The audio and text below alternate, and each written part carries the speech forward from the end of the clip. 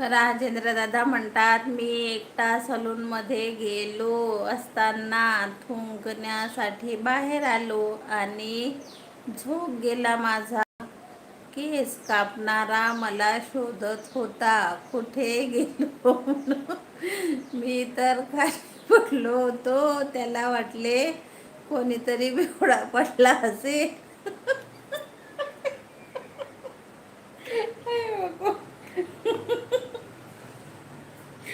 अरे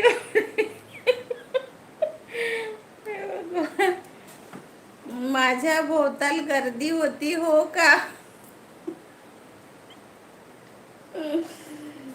माझ्या भोवताल गर्दी होती हो का. मग आणलं का उचलून. अच्छा, तोल गेला होता का. बर. अच्छा, झोप गेला माझा, केस कापणारा मला शोधत कुठे